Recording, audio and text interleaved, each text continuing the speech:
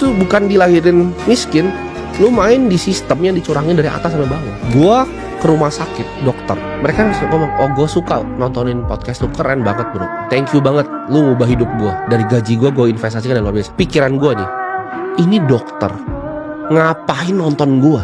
Kenapa dia nggak fokus jadi dokter? Ini profesi mulia loh, ini nyembuhin orang.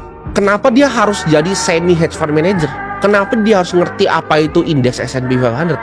Itu nggak masuk di otak gue gitu loh. Lu dokter gitu loh, tapi dia harus begitu. Karena dia tahu kalau dia nggak begitu gajinya jadi nol. Nah lu bayangin buru-buru yang nggak tahu ini, lu semua yang nggak tahu ini. Hasilnya ini adalah sistem yang rusak. Sistem yang semakin keras lu bekerja, maka semakin miskin lu. Dimana semua ya hasil keringet lu bangun pagi, hasil keringet darah lu sendiri, itu akhirnya membusuk di tangan lu. Sedangkan mereka yang di sana, itu mereka cuma pencet tombol gitu loh untuk cetak uang. Sedangkan lu di situ kerja keras, mati-matian nabung sesuatu yang fana. Lu bayangin. Gue paham betul kok ya, para mafia uang itu pasti gak suka gue bikin video seperti ini. Tapi tenang aja, gue punya sesuatu di belakang gue.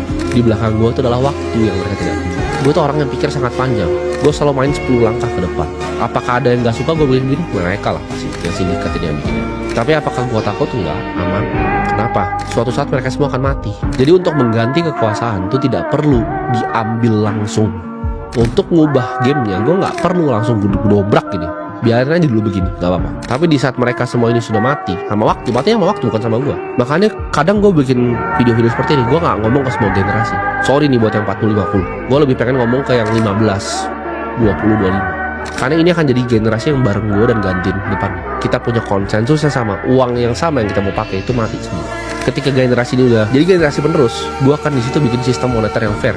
Uangnya tuh gak bisa cetak sembarangan, uangnya fix. Dan kalian semua udah tahu uangnya di sini apa.